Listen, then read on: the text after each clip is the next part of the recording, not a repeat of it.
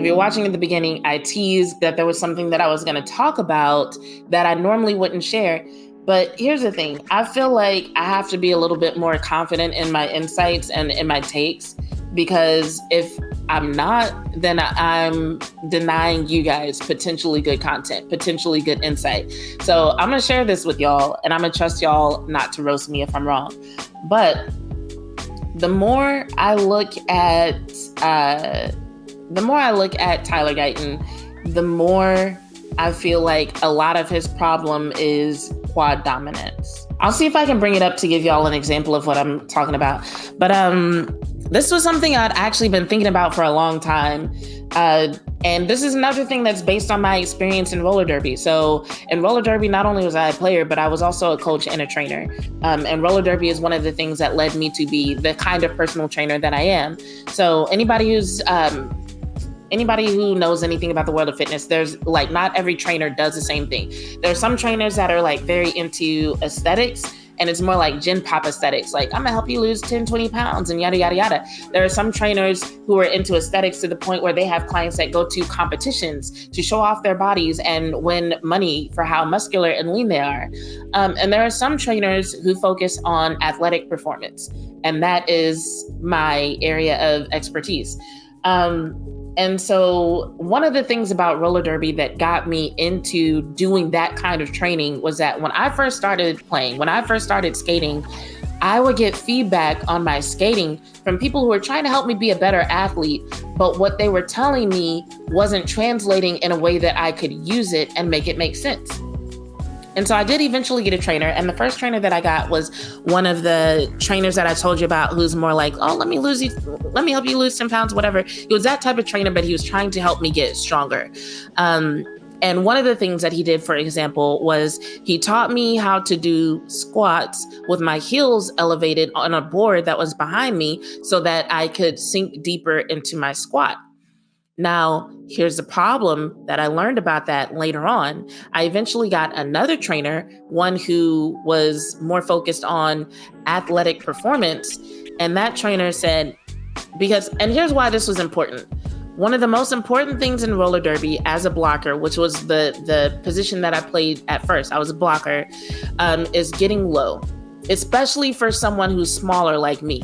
Because in order for me to move around people on the track who are bigger than me, some of whom were men, some of whom were women, some of whom identified as neither, they were just bigger than me, right? I had to get under them and basically force them out of their stance and then push them out of their way. It wasn't enough for me to run straight into them because physics, force equals mass times acceleration. So me having a smaller mass, I had to find some way to manipulate my positioning because my acceleration was never going to be enough for my mass to compete with their mass. So I had to be able to get low. And they kept telling me, get lower, get lower, get lower. But I had a tendency to bend over, not actually sink lower into my stance.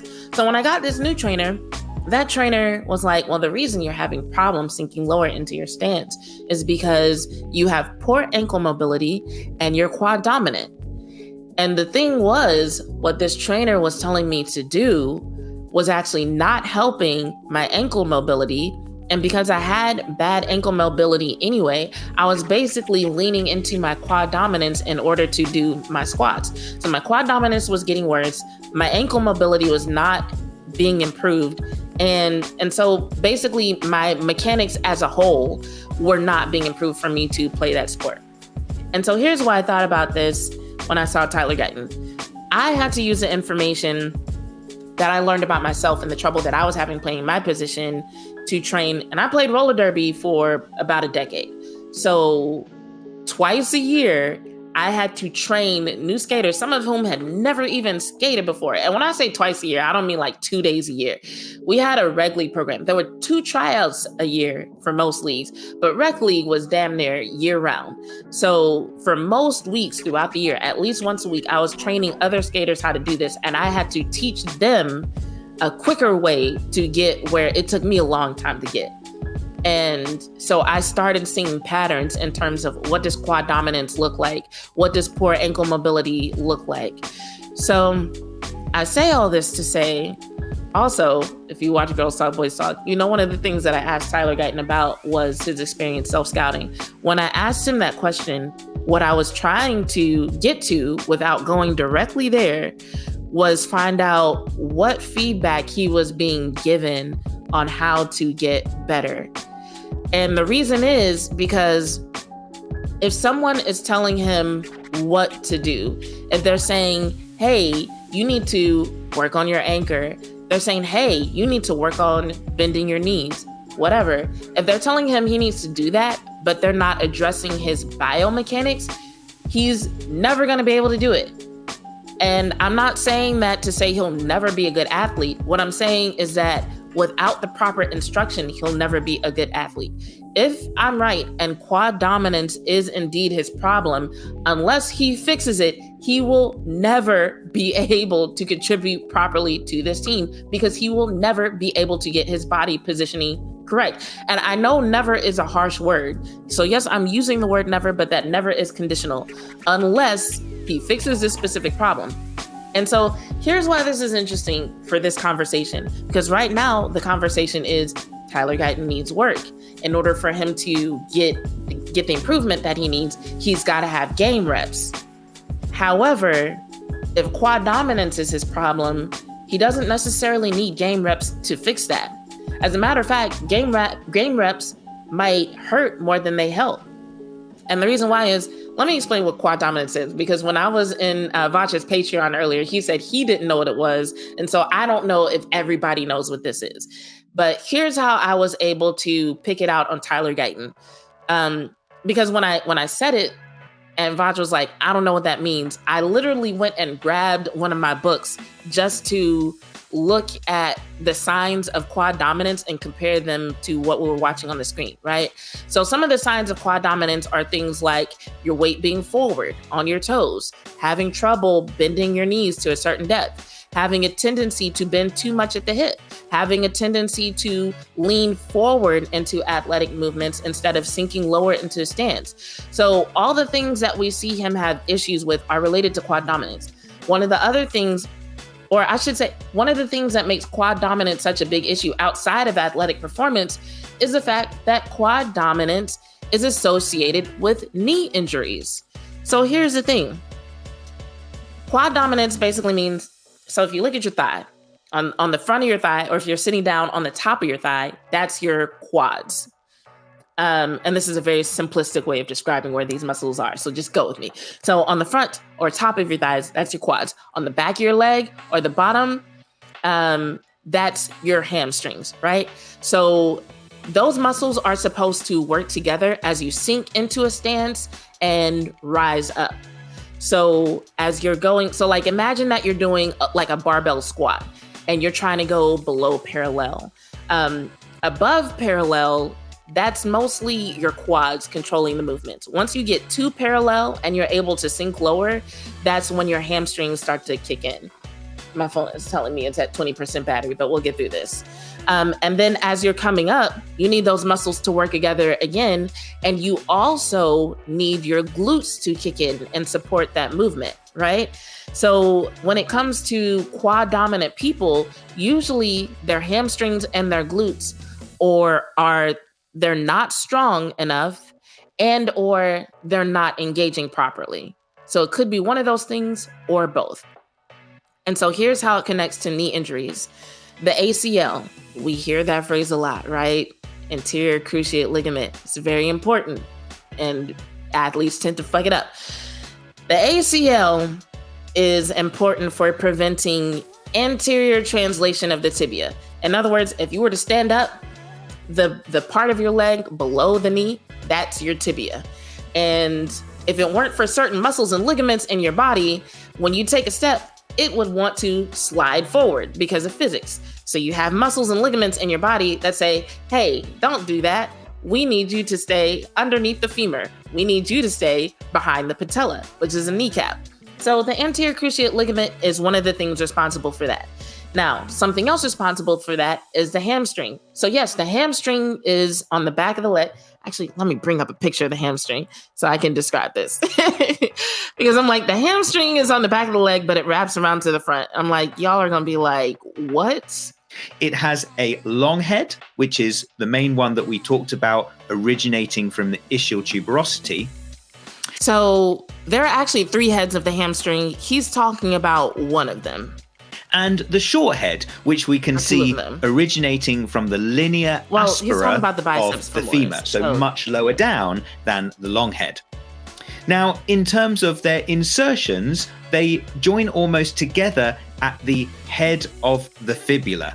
And here we can see with the muscles joined on that they branch together before inserting onto that head of fibula on the lateral side. So having discussed the detailed anatomy of these muscles, let's now talk about clinical anatomy, how membranosis actually crosses over from the semimembranosus insertion.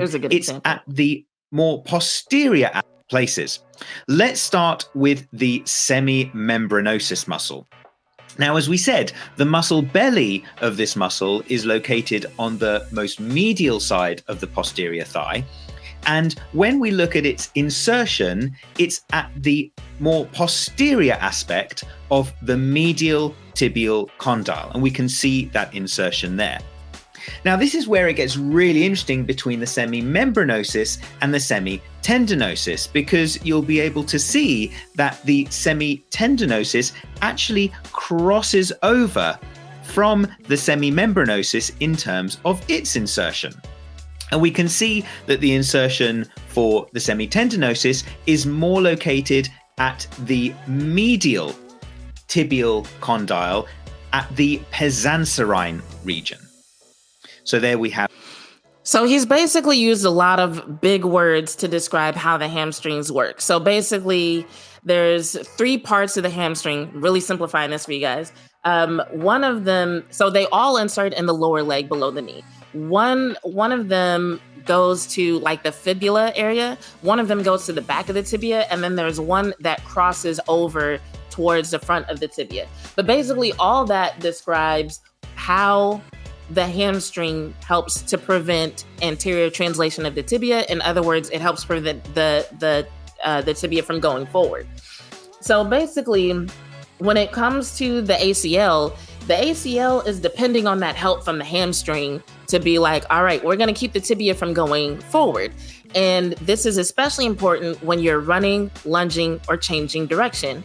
And so whenever your hamstring doesn't kick in properly, then your ACL is like, okay, I have to do more work. And sometimes that can lead to pain. Sometimes that can lead to the ACL tearing. Sometimes it can lead to bad mechanics that just lead to a knee injury, right?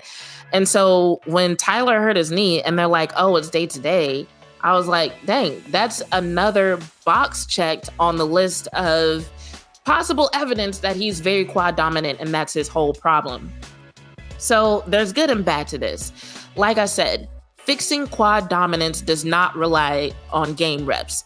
As a matter of fact, if he keeps getting game reps the way he got hurt, it could get worse. It could happen again, depending on how he compensates. Because these are words that we use in the trainer world to describe what we're seeing. Compensations, imbalances, deficiencies. So if I were to do an evaluation of Tyler Guyton, and let's say it turns out I'm correct, and his hamstrings are weak, and he doesn't know how to engage his glutes, and he's quad dominant, then I might write something in my notes that says, okay, this athlete is quad dominant, their glute engagement is deficient, they have a compensation that causes them to lean forward, it leads to poor lunge mechanics, because part of my evaluation of athletes is I have them run through primal movements. So that's things like walking, squats, hinges, lunge patterns, core rotation, things like that. Basically things that every human being should be able to do. And I look for imbalances. I look to see, can they squat below parallel? Can they do a squat without leaning forward? Do their lunge mechanics make sense? Are they able to put pressure on their whole foot when they walk and do lunges? Or is their foot more so in their heel or is it in their toe? Which is another thing. It could even be the muscles in his feet that are not engaging properly. Because if you watch, Oh, I said I was going to pull up some film.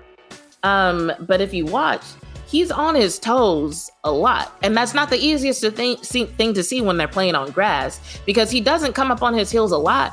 But it's like, if you start looking, you see like, okay, his weight's on his toes. It's on his toes. It's on his toes. And he's constantly leaning forward. And so this is the interesting side of my fangirling, you guys. Like, sometimes I'm a fan of somebody, like I love DeMarvion Overshown, and I could watch him all day, and it would just be like things I love about DeMarvion Overshown. And other times I love a player and I'm like, I really want to figure out how you can fulfill your potential, because I think you're awesome. But let me see if there's a good example of what I'm talking about. And if there is, I'll pull it up. But it's like what JV said in the chat, that everything that we see Tyler Guyton doing is related to signs of quad dominance. So like I was saying, it doesn't require game reps to fix, but it can take time, because if it's a situation where nobody's taught him how to do it and he just has to retrain his body mechanics, that's something that could happen relatively quickly in theory. But if it's a situation where he's had this pattern and these habits so long that his glutes are literally too weak, then it might take a little bit more time, because that means he's got to develop strength and muscle in order to be able to properly execute these movements. So I hope it's the former, because that means that all he needs is some time with a proper trainer who can be like, all right, I'm going to show you how to plant your feet, how to bend your ankles, how to engage these muscles properly so you can bend your knees the right way. Because like, it doesn't help that he's tall. Like, he's so tall that like everything that people say when it comes to pad level is going to be even harder for him anyway, just because he's so tall. Dude is huge, right? And so then you add on top of that these potential issues with him being quad dominant. And it's like, yeah, he's probably thinking in his head, I've got to fix my pad level. But his body is like, the only way I know how to do that is to bend over. And now what we're seeing more and more is opposing players take advantage of that. I don't think Tyler Guyton is getting worse. I think the things that work against him are things that are easily duplicable. And so everybody's doing it. They're like, yo, if you come at him with speed, he's not going to be able to move properly to catch you. Yo, if you cut to the inside, he's going to lean that way instead of actually jump setting that way. And he's not going to be able to catch you. So that's what people are seeing. And so they're doing these things at a higher rate against him because it's successful against him. And so what a lot of people see, and they're like, oh, Tyler Guyton is actually getting worse. It's like, nah, people figure out what's working against him. And now they're just doing it all the time instead of sometimes. And they're doing it very quickly. And something else that could potentially be happening, I don't know, I haven't asked him this, so don't say this is what's happening. But something that could potentially be happening is that now that they're doing it more, he could potentially be experiencing more knee pain or more foot pain, or his glute and hamstring muscles that are trying to engage properly, but they're having like bad luck doing it, they could start to hurt or start to burn in a way that makes it harder for him to do what he needs to do. But it all comes back to, if he figures out how to make those muscles work in sync, it could change who he is as an athlete. I know it did for me, and I've seen it work for several men and women. This is something that I want y'all to remember. I didn't just train women in roller derby. I was on a couple of co-ed teams, and I trained men, like really good men, how to become championship level athletes. So I've seen this regardless of gender, regardless of size, even regardless of strength and talent. I've seen some very talented people who they just had a couple of flaws that were connected to their biomechanics. And then once we fixed that, they were fucking unstoppable. So first thing I want y'all to notice, see how his knees fall in slightly? That is actually a sign of not quad dominance, but when a person has weak glutes. When a person has weak glutes, when they go into a squat position and they try to get low, their knees will have a tendency to fall in as opposed to staying in line with their feet. So it's very subtle here. It's one of those things that you might not notice unless you're looking forward. But it's like, if you look at, and I know it's hard to see. Can I zoom in? I can't zoom in. But like, if you look at Tyler Smith next to him, if you look at Cooper Beebe, you can see that their knees are more so over their heels, whereas Tyler Guyton's knees are falling in just a little bit more.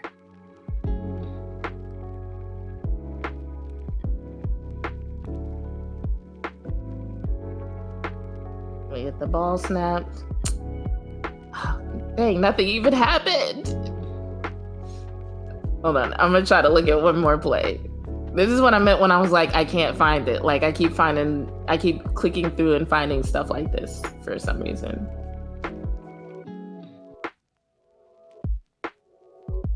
Okay, let's see if this will show us.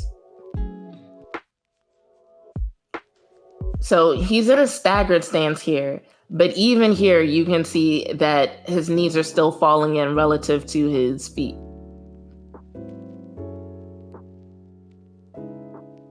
All right, so here you can see that he's leaning slightly forward. And yes, the guy that he's trying to stop is in front of him. However, you do want to see a little bit more knee bend from him. Now, as far as the hands, I'm still not good at evaluating hands, so I can't tell you what he should or shouldn't be doing there. But just notice that he stays very upright, and he's going to lean forward and bend at the hips more than he's going to get low. Okay, that was really quick. I'm gonna let this play and try to get to one more. JV says Guyton was the only lineman standing. Are you talking about being upright as opposed to being low in his stance? That's something that happens a lot as well. And this angle is just too far away to see anything.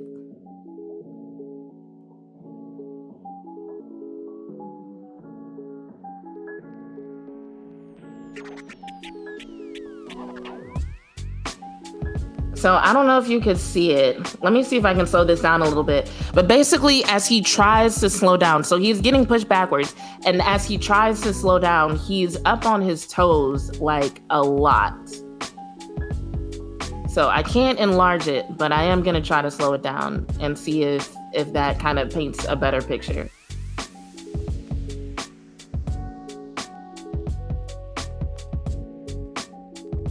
So here you can see, I wish I could physically turn the angle, but here you can see how he's already starting to lean. So this person is trying to get past him, going to his inside, which is one of those things that I mentioned a lot of people have started doing to him. So it's just happening a lot. So they're going to his inside, and he's not able to maintain his hold on this guy. He's leaning forward so much that as this guy starts to go inside, he's just leaning even more, which is what they're counting on. They're like, okay, he's leaning forward. Now I'm going to cut to his inside. He won't be able to stabilize himself. He's going to lean in the direction that I just came from. And yes, Tyrone Church and O-linemen on their toes is bad, but watch as it keeps going. So as he's trying to regain stability, not only is he up on his toes, but he's on one foot. His knees are not bending. He's not able to anchor properly and regain control of the motion. This guy is basically steering him at this point, and he's not able to regain control. So that's just one example. There's other examples where he's like leaning forward a little bit more, but yeah, his heels hardly ever touch the ground here. It's like he's up on his toes, he's reaching forward. Then as this guy tries to escape to the inside, he stays on his toes. He's still very upright, very high in his stance, still on his toes. Now he's on one foot. And then once the guy gets off of him, now he's walking normally. So, while this doesn't bode well for immediate performance, it does point to the idea that, hey, if he can start like focusing on this, he'll actually be very good. Because let's be real, he's not bad every snap, right? Like, for anyone who actually watches the film and pays attention to what he's doing, you know he's not bad every snap. It's not like every single snap he's terrible. Like, he's good enough to earn a starting spot. He's good enough to not lead to total disaster. But now that people are starting to use his weaknesses against him even more, we don't know what that could lead to in terms of what his performance is. So even though now I'm saying like, yeah, he's not bad every snap and he's not a total disaster, if people keep taking advantage of his weaknesses like that, that narrative might change. And that's not good for anybody. That's not good for him. That's not good for the team. That's not good for anybody. So whatever is involved with him fixing that as quickly as possible, I think is going to be key, because he's athletic, he recovers well. There are a lot of situations where his athleticism, which it seems like he still has a lot of habits in terms of footwork and in terms of movement from basketball. And that's not necessarily a bad thing. He can use those things to advantage. So he has a lot of good traits, but those can be canceled out and negated by people taking advantage of his bad ones. So if he can fix this, then he can pair good form, good mechanics with the wonderful athletic traits that he already has, his size, his strength, and he'll be fucking phenomenal. Like, undoubtedly, I think he can get there, but I think he's going to have to focus on this, like really focus on this. A couple of people use the term, anybody who watches VOD, you've heard the term off-season peanut butter. He's going to need that. He's going to need to develop strength. He's going to need to develop proper form and mechanics in order to get this right. Just telling my own personal story, when I had to work on it, my trainer didn't let me do squats for 6 months when I started working with him. It was like, no, your ankle mobility has to improve. Now, ankle mobility is something that needs to be measured. I would have to actually evaluate him and test his ankle mobility to know if that's an issue. But if ankle mobility isn't actually an issue, great. It's going to be even easier to fix this. So I said that to say, just give an example that, yes, sometimes it can take months. Or if, what we're seeing is accurate and his glutes aren't firing properly, developing glute muscles takes a long time. It's hard. But there are also ways that you can cheat your way through it in the meantime, but even that requires acknowledgement of what the issues are in order to do that safely and in a way where he can still be agile and also not get himself hurt. So there's a couple of ways around it, but it all starts with figuring out, okay, what's going on with the lower body and focusing on fixing that in terms of biomechanics, as opposed to just being more reps will help. He'll get there. Because literally, I mean this literally and seriously, if he doesn't focus on this, he might not get there. So that's that. We're going on 2 hours. It's 1:45 where I am. So on that note, I'm gonna get out of here. I really appreciate everybody who joined in and who listened, and everybody who continues watching when I start nerding out on stuff that is only adjacently related to football. I appreciate y'all so much, because y'all make me feel comfortable being myself. And next time I have a thought like this and I'm like, should I share this with my audience? I won't hesitate so much to share. I'll share it whenever I first have the thought instead of waiting 2 months.